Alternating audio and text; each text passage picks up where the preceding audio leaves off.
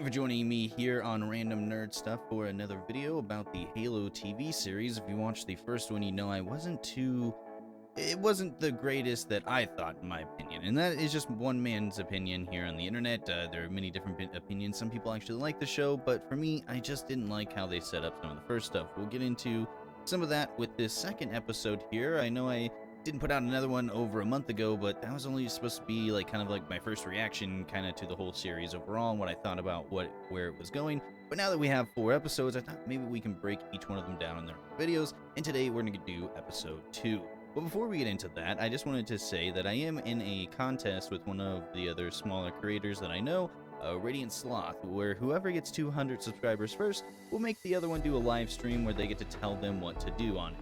So if you want to see me do that to Radiant Sloth, you want to subscribe here, get me up to 200 subscribers as fast as possible, and if you want to see him do something to me, his link will be in the description below. But you're here on my video, not his, so you might as well do that for me. And if you do like the video, hit the like button and leave a comment if you do dislike something I say. I generally do like having conversations with people that have a different viewpoint, because that is the only way to truly learn and grow as a person, and to learn the other side's view on what is going on there for us. But without further ado, let's go ahead and jump into the Halo TV series episode 2.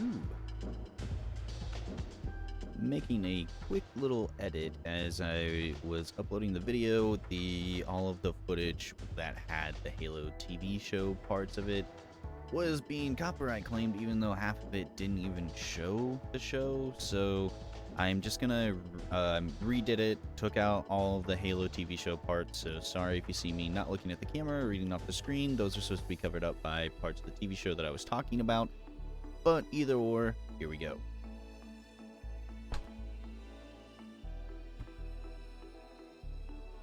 So this episode starts off with Master Chief actually sitting up in bed as his younger self, and then he actually goes to talk with arguably one of the best characters in the whole show, which is 066 or Soren.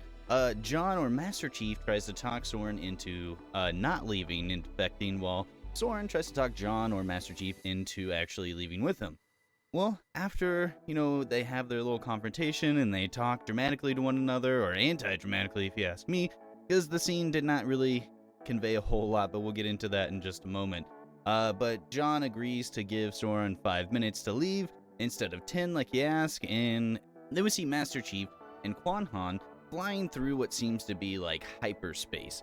And, they kind of are sitting there talking. They do have this witty little banner that goes back and forth, and Master Chief tries to explain to Quan what hyperspace is and how it works, and she goes, "You're just ruining it," kind of thing. After this, we actually learn that Dr. Halsey is talking to one of her commanding officers about how, different ways to control Master Chief after this thing that he had done, where he just broken rank and fled with the fugitive and an artifact from, the Covenant race that they're actually fighting. Then we see that it jumps back to Master Chief, and we see that both of them come out of hyperspace into an asteroid field where they have to fly through it and kind of dodge and weave throughout these things to come on to an asteroid called Rumble.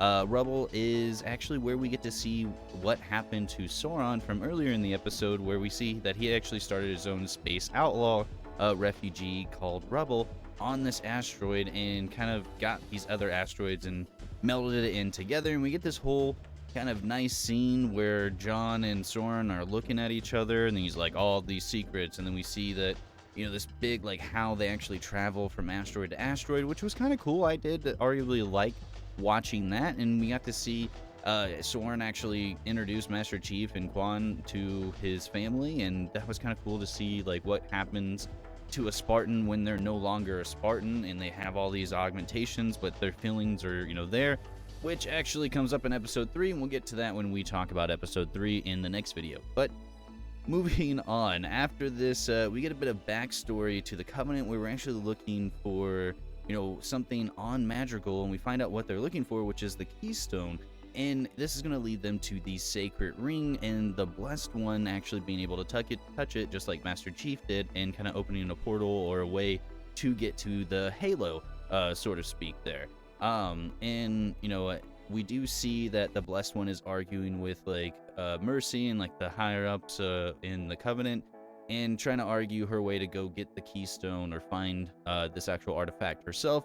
And they allow her to ultimately do that, but they say, like, you're of importance, so please, watch out for danger and stuff like that, which will come up in episode 3. We'll see what she has for that for us here.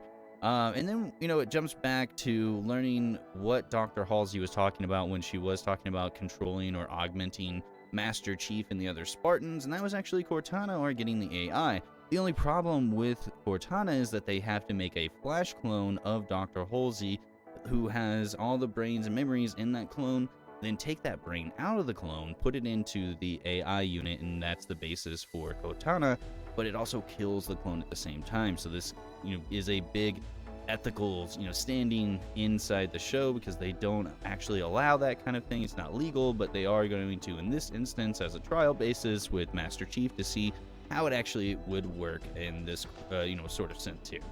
And this is where we jump back to getting our first look at the big bad SOB, Vesher.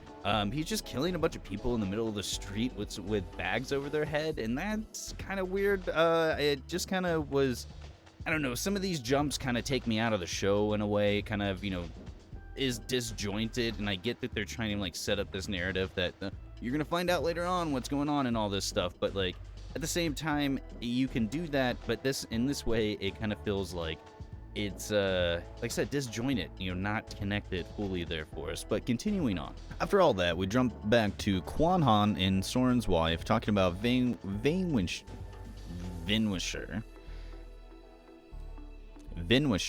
and how Quan wants revenge, and how it just isn't worth it to stay mad about this kind of things, and maybe you should let your feelings go. The next scene is with John and Soren actually talking about removing the pill in the back that suppresses the feelings in Spartans to make them more battle ready, or the ability to actually not have distractions or feelings or anything along those lines. But Soren talks to him about removing it, and how, it's like tasting the same fruit all the time, and how you just become monotonous to it, but then eventually you get, one of the same fruit that is just the best of the best, and you can't stop thinking about it. That's kind of what removing that pill is, and like tasting or experiencing everything again for the first time kind of thing. I think that scene was actually kind of cool. We got a pretty good setup for episode 3, I feel like. And again, we'll go over that once we get to that. But once the pill is removed from the back, the Spartans do start feeling again. After this, we actually jump back to Miranda Keyes, who is actually the daughter of Dr. Halsey. She's seen arguing with the head of all scientific research stuff here on the UNSC, and saying that she should actually have access to the artifact because that's the department that she's the head of, and not Halsey, who's the department of the Spartans. But she doesn't quite, plead her case that well to her superior officer on investigating this artifact, so she's unable to do that. But we jump back to John and Soren and Quan talking about this person on rubble that can actually help them with identifying the artifact, because he actually survived going up on a Covenant ship. His name is Wrath, but he has a couple of quirks, and mean that they kind of drove him crazy with all the stuff that they did to him on the Covenant ship.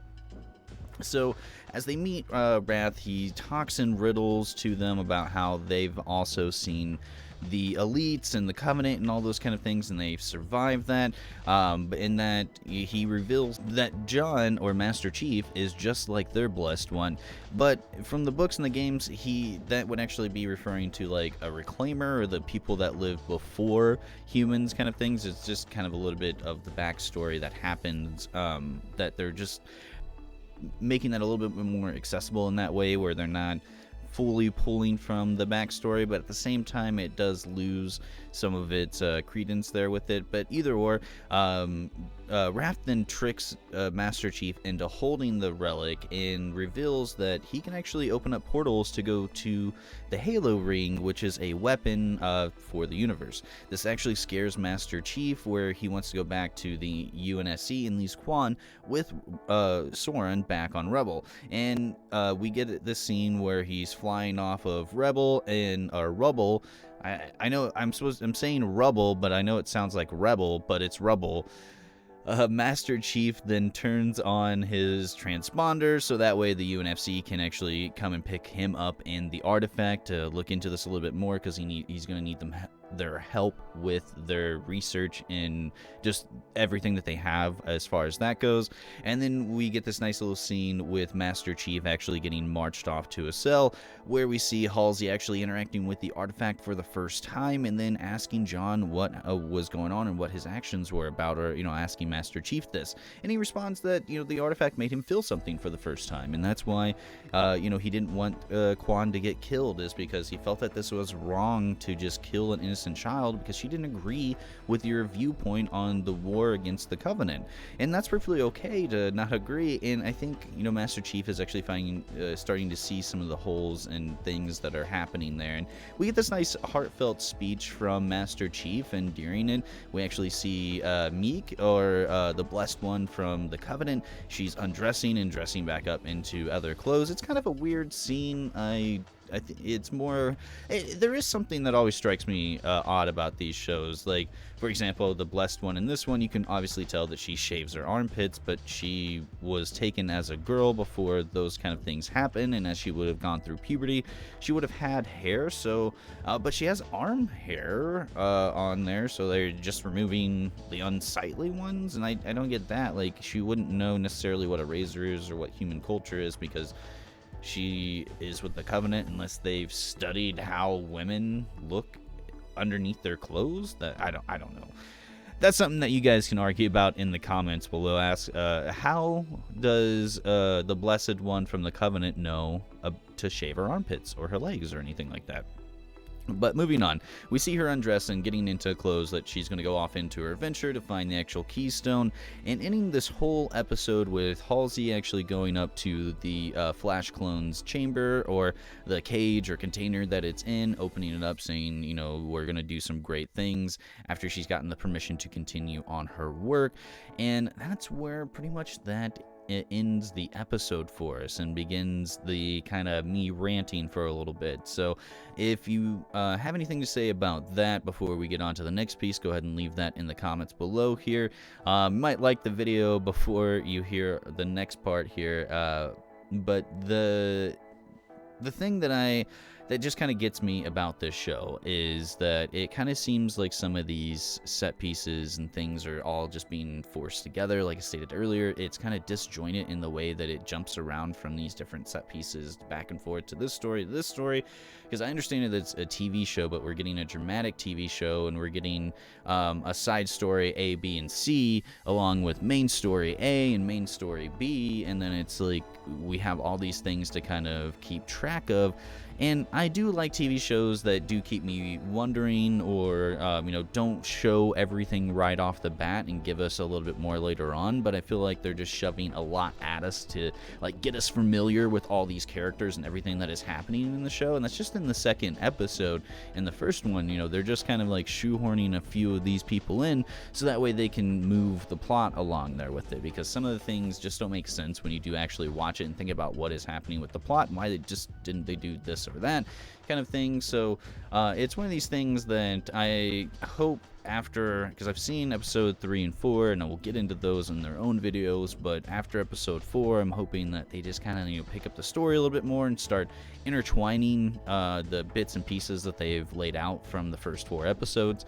So we'll see what happens as far as that goes, but overall, like I said, it's just the show. It's not necessarily that it's disappointing, but it is not lived up to the hype that maybe I've built it up to be, and maybe that's just something that's on me, and that's perfectly okay. And like I said, this is all my opinion. I just like to make little videos, and you're all are going to have your own opinion on the show and what you guys think about it. It's just, for me, I just feel that this isn't hitting the marks that it needs to hit. Maybe in the second season or later on in the season, it will start to pick up a little bit more. But as of right now, I feel like I said, they're just kind of pushing these things together, hoping that they all fit. And I hope that 5 and 6 and beyond tell us how they all fit together and what is going on, rather than just keep on introducing new things that we have to keep looking at and going back through. So I don't know. That's my take and my opinion on this whole episode. Like I said, I would love to hear from you guys down below. I did have a lovely conversation with somebody about his thoughts and how he liked the actual TV show. Comment on the screen here, a person's name on the screen, because I don't want you guys to be discouraged into thinking that this is just going to be back and forth. I do generally like to have conversations, or talk my side, talk your side, and see what's going on. But either or, if you did like this video, hit the like button. Let me know that you did. Subscribe so that way I can get up to 200 subscribers and make Radiant Sloth do something. And if you want him to make me do something, there is a link in the description for you guys to go over and check out his channel. Thanks for watching as always, and have a great fucking evening. Bye bye.